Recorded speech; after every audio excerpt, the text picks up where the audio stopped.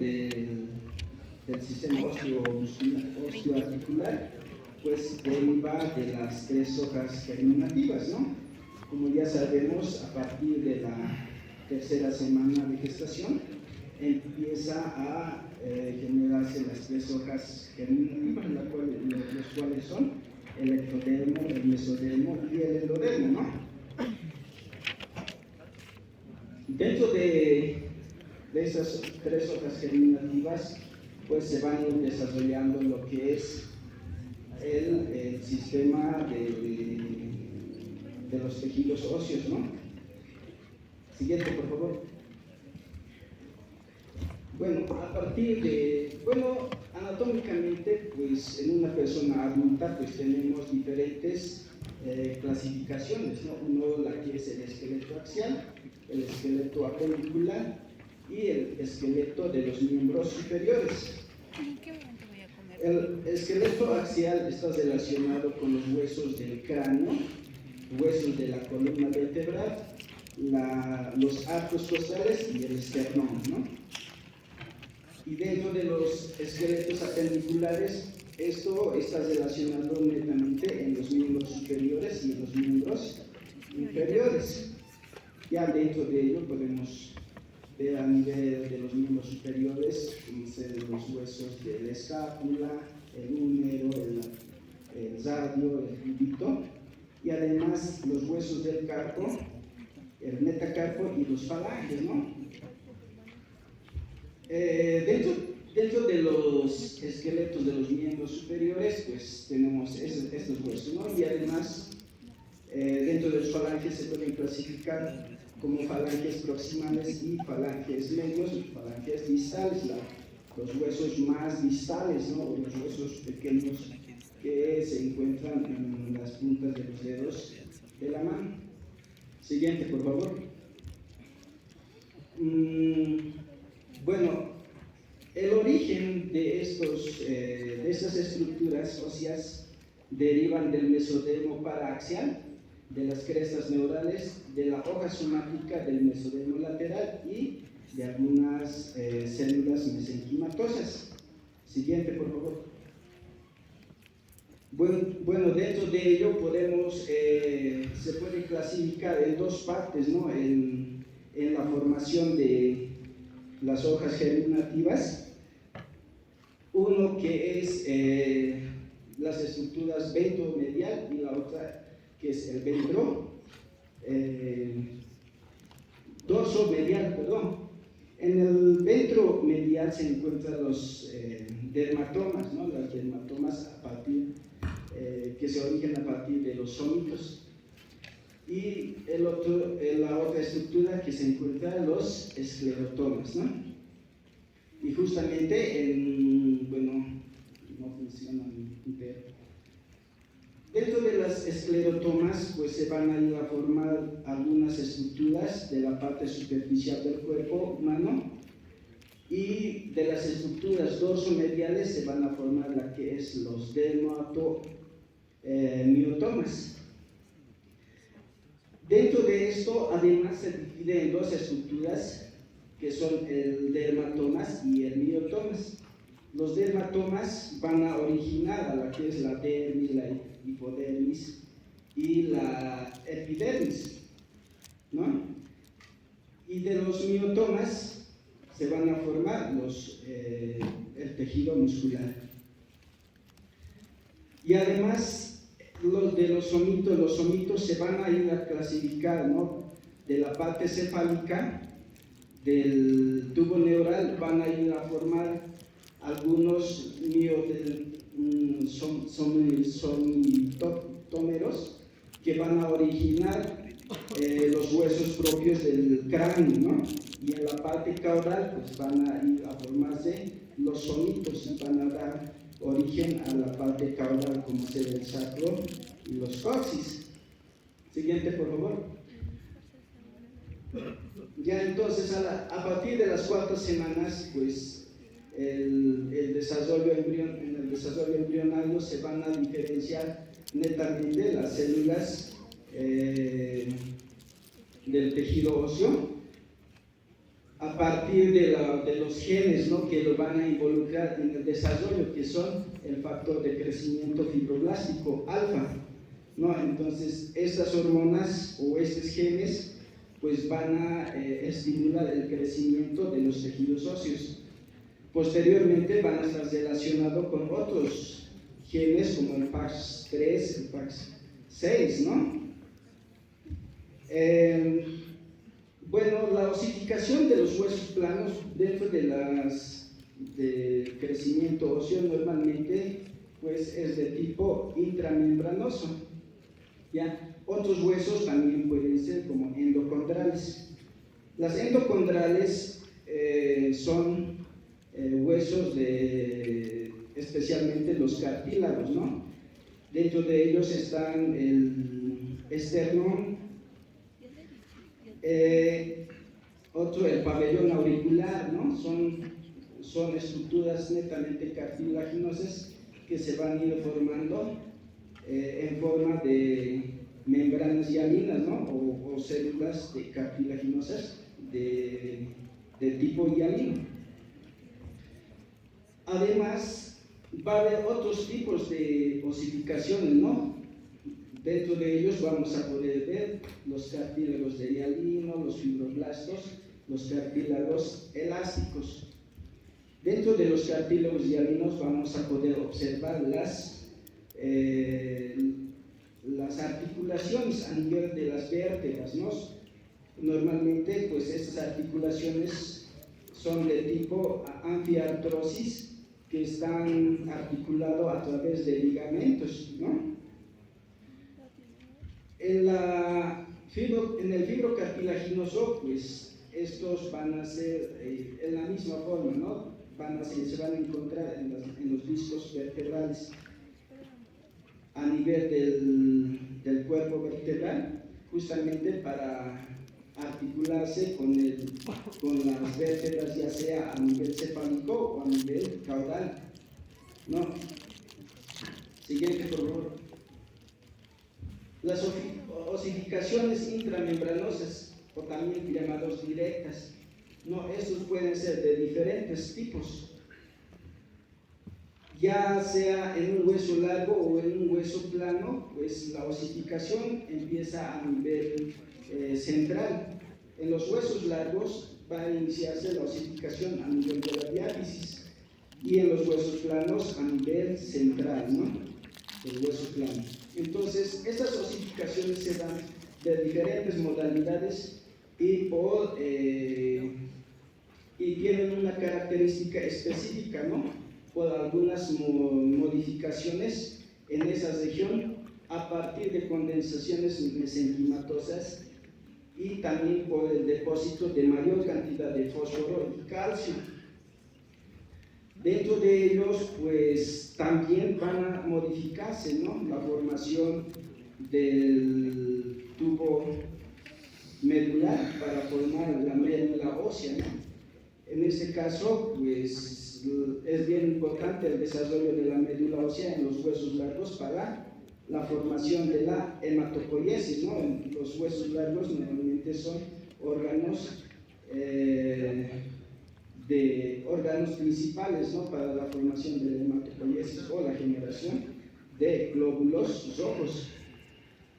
La osificación intracartilaginosa o endocondral, estos ocurren normalmente en la diáfisis, como le estaba indicando, y además en la parte proximal de los huesos largos a nivel de la epífisis, ¿no? Estos van ascendiendo hacia la articulación, más que todo a nivel distal, ¿no? Siguiente, por favor. Entonces, a partir de estas células mesenquimatosas van formando los huesos, ¿no?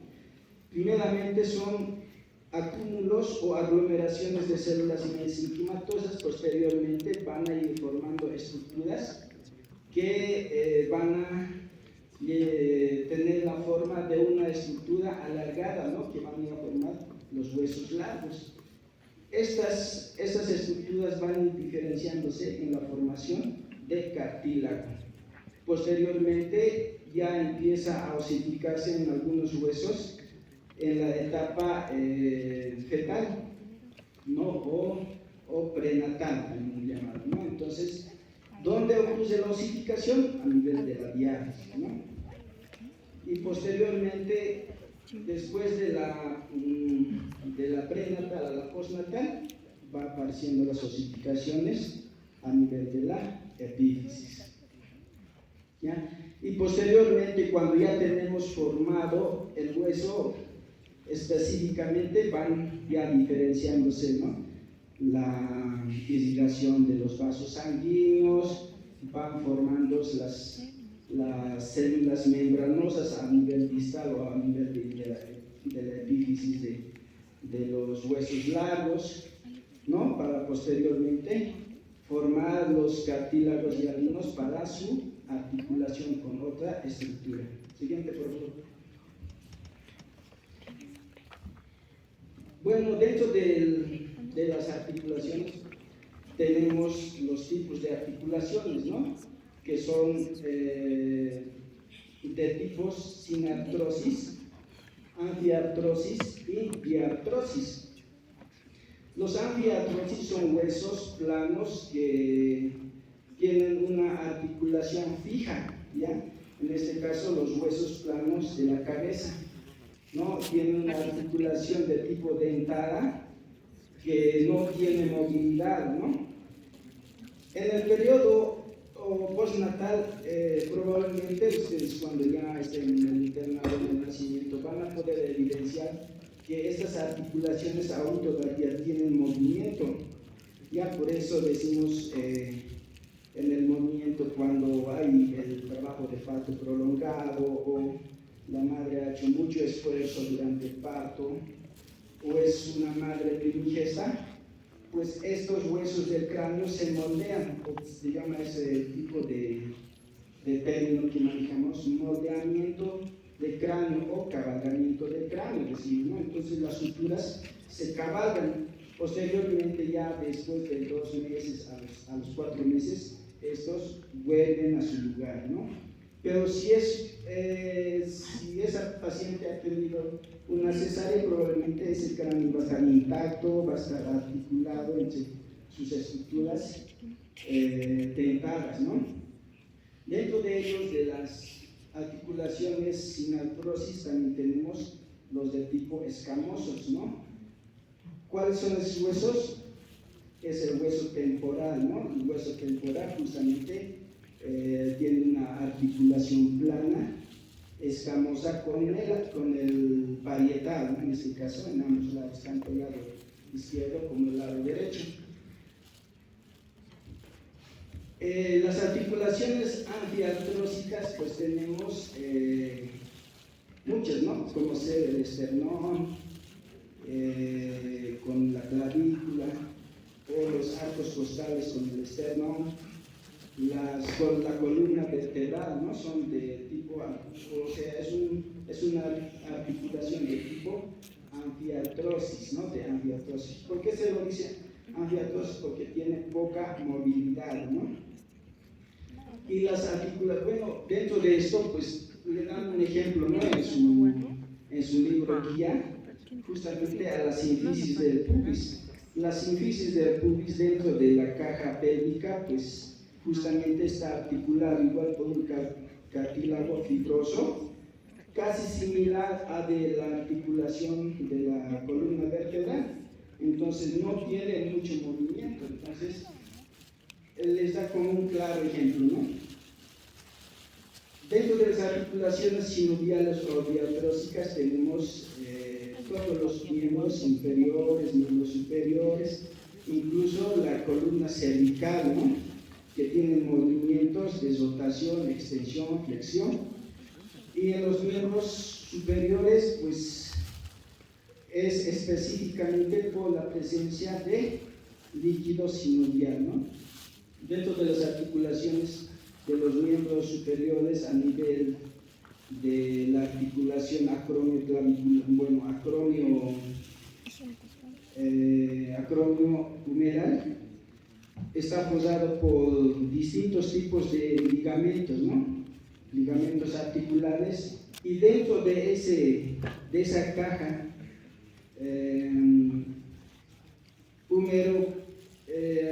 acromio humeral, pues tiene una sustancia clara, ¿no? Clara, que nos dice que es como una característica de líquido de roca, dice, ¿no? Entonces, ese es el líquido sinovial, donde que va a permanecer constante y además le da movimientos como una bisagra, ¿no? Que no tiene una resistencia, ¿no? Y además ese líquido sinovial tiene proteínas, carbohidratos, aminoácidos, electrolitos para alimentarle a esa estructura, ¿no? de esa articulación o a los cartílagos hialinos. Y además este líquido sinovial se va a presentar o va a contener algunos aminoácidos y ácidos úricos, ¿no? Cuando se concentra mayor cantidad de ácido úrico, pues hace que se desgasten las articulaciones de tipo hialinas de esas articulaciones. Entonces, el gen que regula estos tipos de articulaciones, ya sea en los huesos largos o en los huesos planos o en los huesos cortos, pues se da por el gen FOX11, ¿no? El cual regula el crecimiento y la formación de los cartílagos articulares. Siguiente, por favor. Entonces, dentro del esqueleto axial tenemos a nivel del cráneo, ¿no? Bueno, dentro del cráneo tenemos dos formas, ¿no? El neurocráneo y el viscerocráneo. El neurocráneo es la parte cefálica, es netamente las estructuras craneales que van a ir a alojar a la masa encefálica. Y el viscerocráneo pues está relacionado con los huesos de la cara, ¿no? La parte facial. Dentro de ellos tenemos el maxilar superior, maxilar inferior, el pómulo de palatino, ¿no? Y los huesos de la base del cráneo, justamente lo que son el etmoides, el temporal y el occipital, ¿no? Entonces, estas estructuras del viscerocráneo van a ir a proteger lo que es las vías respiratorias, ¿no? En sí, las vías respiratorias altas. Posteriormente tenemos las clasificaciones según la ubicación, ¿no? Pueden ser neurocráneos membranosos, neurocráneos cartilaginosos y viscerocráneos o cartilaginosos. Dentro de los neurocráneos membranosos, pues vamos a tener la que es diferentes tipos de estructuras, ¿no? Dentro de ellos, justamente están como el esternón, están la parte posterior del occipital o la base del cráneo, ¿no? Y dentro de los neurocráneos cartilaginosos o condrocráneos, pues estos cartílagos van a formar diferentes tipos de huesos o estructuras, ¿no? A partir de cartílagos. Dentro de ello tenemos el cartílago paracondral o placa basal, como denominado, va a ir a formar algunas estructuras como ser la base del cráneo, como los huesos del occipital. Los cartílagos hipofisarios, ya estos van a ir a formar tanto al lado derecho como al lado izquierdo los huesos de la silla turca, ¿no? Y además estenoides. Los cartílagos trabeculares van a formar el cuerpo del estenoide. Entonces, a través de estos cartílagos se van formando diferentes tipos de estructuras, ¿no? Otro de ellos tenemos el cartílago órbito-estenoides que va a dar origen igual de la misma forma a las alas menores del esfenoides. O sea, cada estructura, cada cartílago va dando origen a una determinada estructura, ¿no? Y por último, el cartílago capsular nasal, que forma específicamente todo el hueso hioides. Posteriormente tenemos el viscerocráneo cartilaginoso.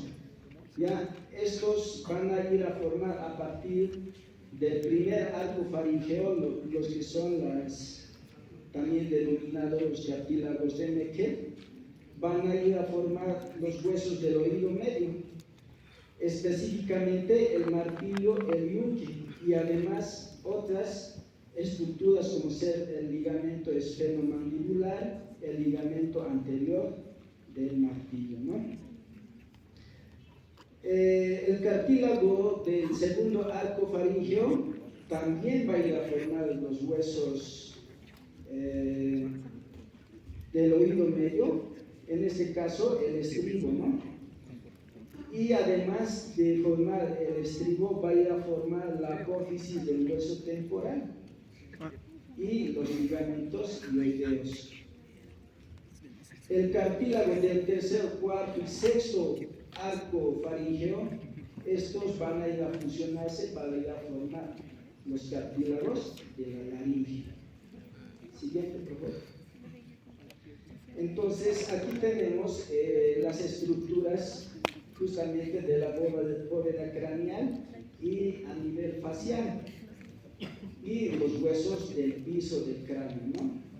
Entonces, los que están pintados de azul van a derivar específicamente de la cresta neural, y los que están pintados de rojos derivan del mesodermo paraxial.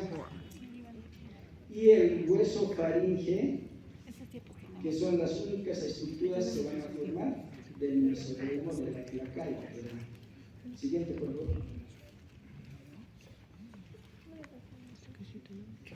Siguiente. Ya.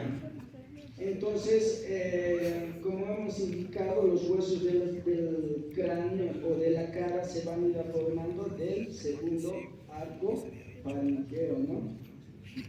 Estos arcos faringeos, pues, se van dividiendo, ¿no? El primer arco faringeo se va dividiendo en dos porciones, una parte dorsal y la otra parte ventral.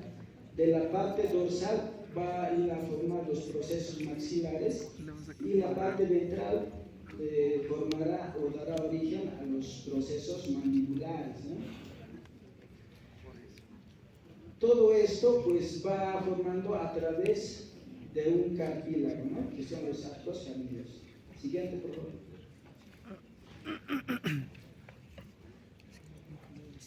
Posteriormente, de los vísceros cráneos membranosos, estos se van a dividir en mesénquimas de las eminencias frontonasal, en mesénquima relacionado con los procesos maxilares, y el mesodermo de los procesos mandibulares, ¿no? Dentro de ello, dentro del mesénquima de las eminencias frontonasales se van a formar las siguientes estructuras, ¿no? Como son los huesos lagrimales, el borde, ya la porción maxilar y la porción maxilar superior, ¿no? Entonces van dando origen a cada estructura para formar una estructura completa, ¿no? Y del mesénquima relacionado con los procesos maxilares, pues se van a originar otras estructuras, ¿no?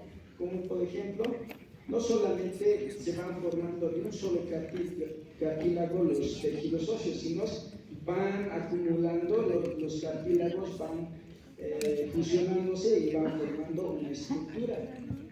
Justamente en la parte superior, en el proceso frontonasal, se forma el hueso lagrimal, y en esta otra estructura de los procesos maxilares también van formando los huesos palatinos, ¿no? Entonces, los huesos palatinos, el proceso mandibular superior, los procesos escamosos de los huesos temporales, ¿no? Entonces, van formándose de diferentes estructuras, un tejido óseo. Y al final tenemos los procesos mandibulares que van a ir a formar específicamente la mandíbula, ¿no? Siguiente, por favor. Bueno, dentro del desarrollo de la columna vertebral tenemos etapas donde se van formando estas estructuras o las vértebras, ¿no? Entonces tenemos una etapa precartilaginosa o mesenquimatosa que van a formar la notocoda, la pared del cuerpo de la vértebra. Entonces dentro del cuerpo de la vértebra, pues, o de este precartilaginoso se van informando la que es el cuerpo vertebral, la apófisis transversa y las apófisis espinosas, ¿no? Y justamente las carillas articulares de los arcos costales. Entonces estos huesos van, o estas estructuras, estas células van migrando, ¿no? hacia la parte dorsal, hacia la parte ventral y hacia la parte lateroventral. De esa forma van construyendo a las vértebras, ¿no? O a una estructura vertebral. En la etapa cartilaginosa, pues va a formarse justamente en la sexta semana del desarrollo embrionario, pues va a aparecer una osificación, ¿no? A nivel central del cuerpo vertebral.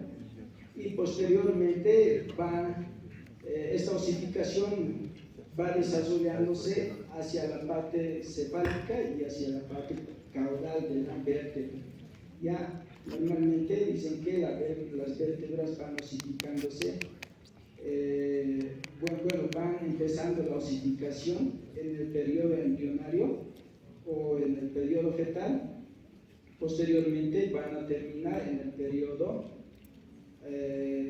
del adulto, ¿no? A los 25 años aproximadamente.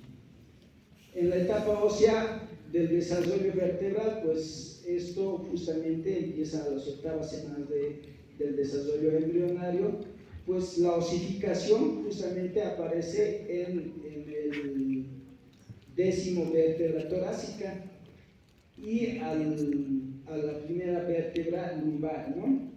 Entonces, si se aparecen esas estructuras de la misma forma, ¿no? La osificación va hacia la parte cefálica y por el lado caudal va hacia la parte de las vértebras distales, ¿no? A nivel de lumbar 4.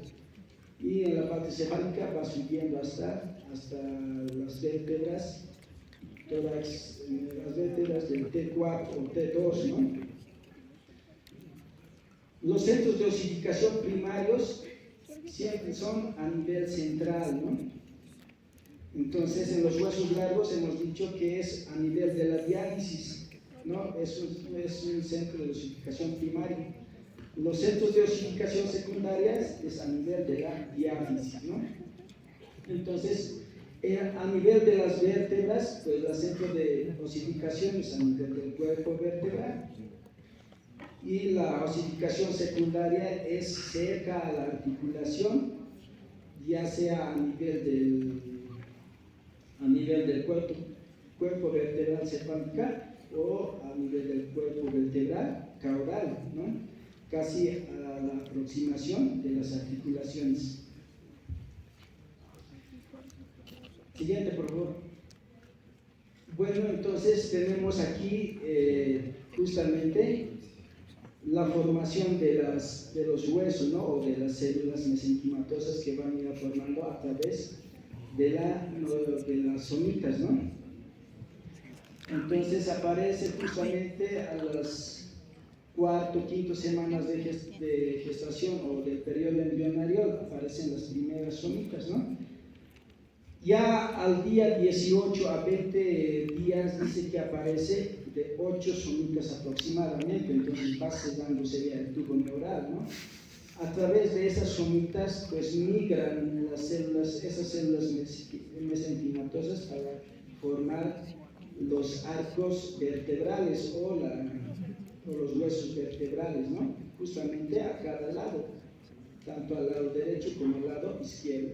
Y en esta imagen podemos observar la notocorda, ¿no? La notocorda que va justamente a constituir la médula espinal. Y posteriormente tenemos la siguiente imagen, que es la notocorda que ya va formando justamente el tubo neural, ¿no? El tubo neural, y además las células mesenquimatosas de estas vértebras van migrando tanto a la parte ventral y a la parte dorsal para formar las vértebras. Y en el tercer imagen justamente pues tenemos, ya hay constituidos el tejido óseo de una vértebra, ¿no? Siguiente, por favor.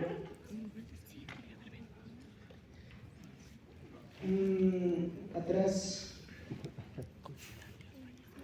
Bueno, dice además, ¿no?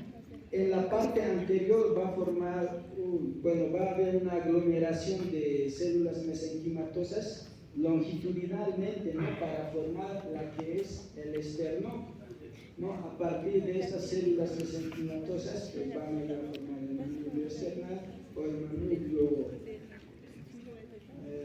external, el cuerpo external y la apófisis sifoides del esternón, ¿no?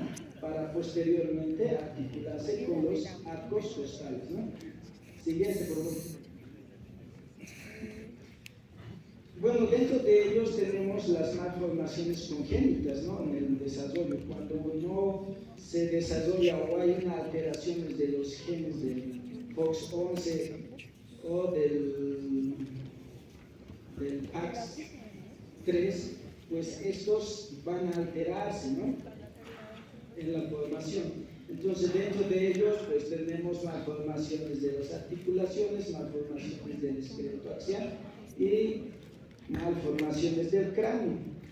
En las malformaciones de las articulaciones podemos tener sin fin de malformaciones congénitas, ¿no? Dentro de ellos puede haber algunas vértebras fusionadas, falta de articulación del hueso del labio y el cubito, ¿no? Y a nivel axial, sin embargo, puede haber algunas malformaciones como ser las sindactilias, polidactilias y las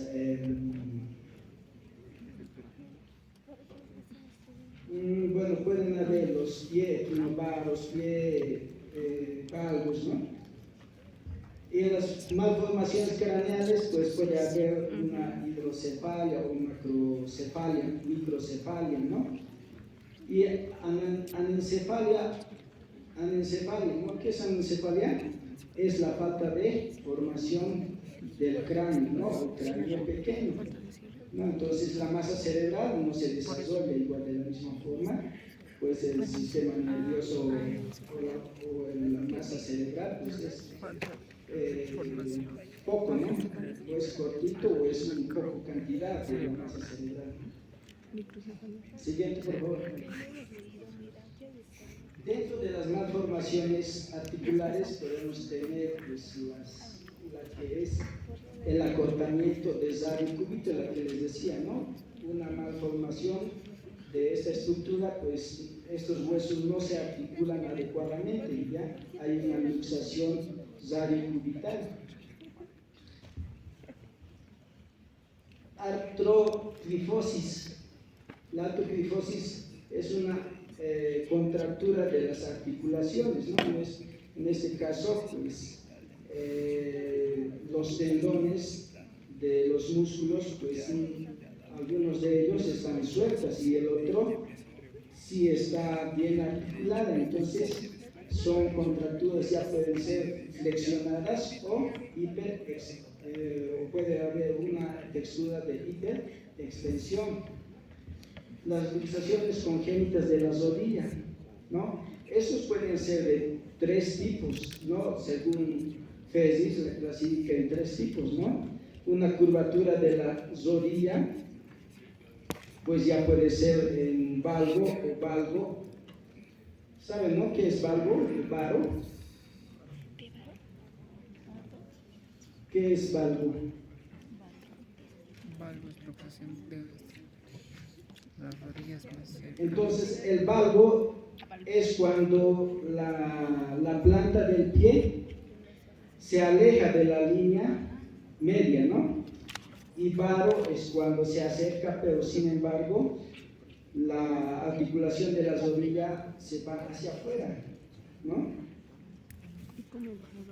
Entonces el otro tipo es el tipo 2, que es subluxaciones de la tibia sobre el fémur, ¿no? Entonces el hueso de la tibia pues se sobrepone o se desplaza hacia la parte superior, ¿no? Sobre el hueso del fémur.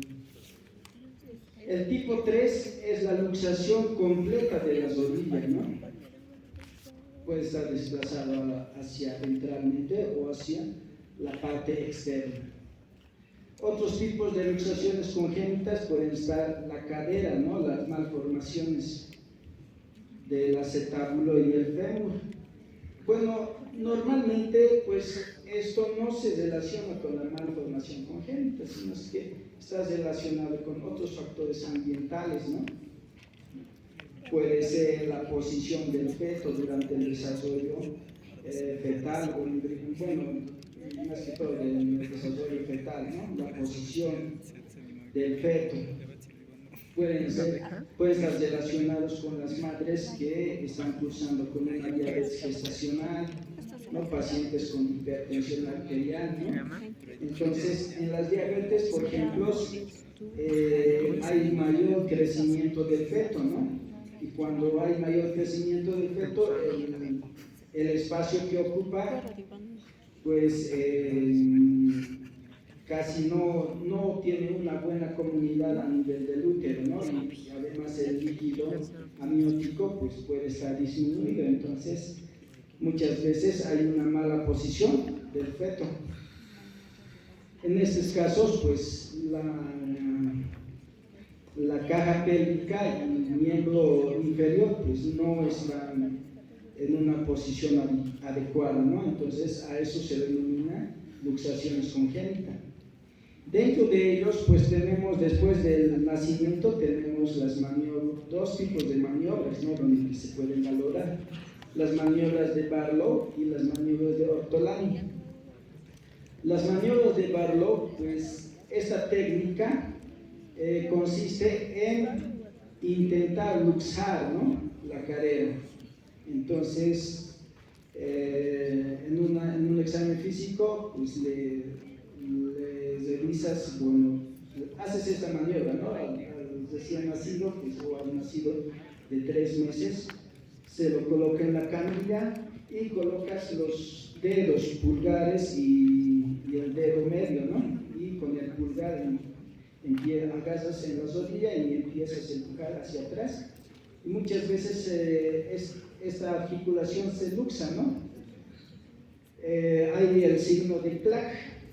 No sé si han escuchado ese signo, el signo de Clark o el signo del tímpano. Entonces, ese sonido, ¿no? Entonces, cuando haces esta maniobra, empujas hacia atrás el miembro, tiene ese sonido de clac, ¿no? Clac, como una tecla. Entonces, a eso se lo llama, o a eso se lo denomina la maniobra de Barlow, digamos, ¿no? Para luxar la articulación del fémur y el hueso coxal, ¿no? Y la otra maniobra es la maniobra de Ortolani. Esta maniobra se realiza para la reducción de esta luxación, ¿no? Se hace la misma técnica, pero para reducir la luxación de la cadera del recién nacido. Siguiente, por favor. Entonces tenemos otras malformaciones como ser la escoliosis congénita, los síndromes de Thiel, ya la espina bífida, algunos arcos costales accesorios, ¿no? Como las costillas de Eva, como decimos, ¿no? ¿Cuáles son las costillas de Eva? Son las costillas flotantes, ¿no? ¿Cuántas costillas flotantes tenemos? 4. 4. Unámoslas. Dos. ¿Sí? Dos, ¿no? Dos en ambos, o en cada lado. En ambos lados son 4. Entonces, la escoliosis pues es la división o la desviación de la articulación de las vértebras, ¿no? Hacia lateralmente. Ya estos se pueden tratar con algunas fisioterapias, se pueden hacer algunos vendajes o inmovilizaciones para que se pueda corregir esta malformación, ¿no? Y en algunos casos, cuando ya es en una etapa de grado 3, grado 4, bueno, estos tipos de malformaciones congénitas igual se clasifican por grados. Cuando es un grado 5 o un grado 4, pues normalmente el tratamiento es quirúrgico. Las espinas bífidas, ¿no? Dentro de las espinas bífidas podemos tener diferentes tipos igual, ¿no? Los meningomiel, ¿cómo es? Meningocele, ¿no?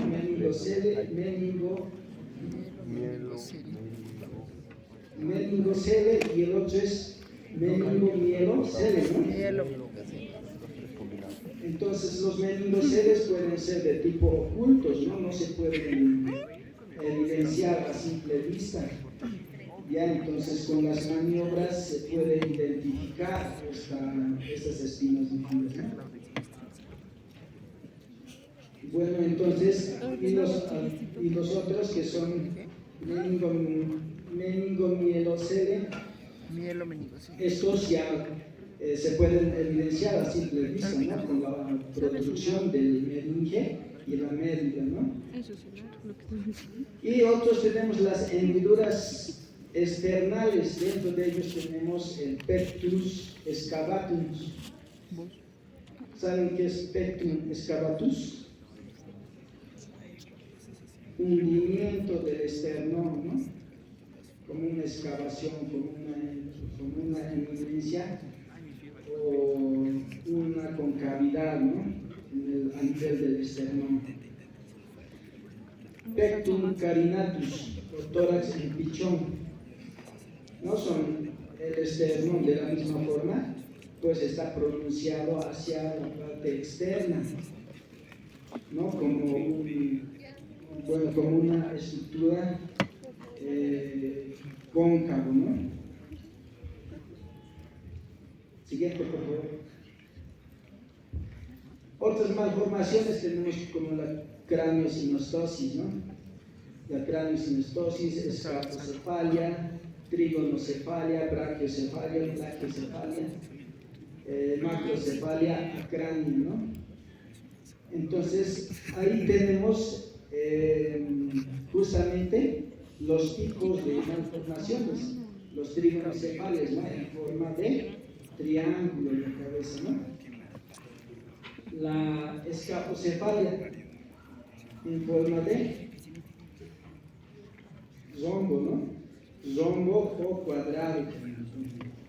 Luego tenemos el plagiocefalia. Bueno, los plagiocefalias pueden ser fisiológicos o pueden ser pues, congénitos, ¿no? Normalmente los fisiológicos es por estar mucho tiempo de un solo lado, ¿no? A veces le colocan al recién nacido de costado lateral o de cubito lateral por mucho tiempo, ¿no? Cuando la mamá tiene alguna actividad le coloca para que no se pueda broncoaspirar de cubito lateral y posteriormente eso cuando se va cuando es urinario, pues esto se va formando de esa forma, o va tomando esa forma, ¿no? Plaquiocefalia. Y los congénitos es por la falta de la formación de los huesos del cráneo específicamente, son anormales, ¿no? Luego tenemos los plagiocefalias anteriores. Las plagiocefalias anteriores, pues el hueso frontal es más largo o va fusionado con el hueso parietal, ¿no? Y el otro hueso parietal, sí pues, se puede evidenciar la articulación, ¿no? Y lo otro tenemos el brachiocefalia, ¿no? El brachiocefalia, todos los huesos del cráneo están fusionados, con excepción el occipital, ¿no? Y acránea es la falta de la bóveda craneana, ¿no? Siguiente. Bueno, con eso hemos terminado. Siguiente tema. Sí, a ver. Tenemos muchos temas. Bueno, este es otro tema un poquito largo, ¿no? El desarrollo del sistema arterial y venoso. ¿Qué? ¿Un minuto? 5 minutos. 1 hora. Ya, 5 minutos. Vayan a tomar.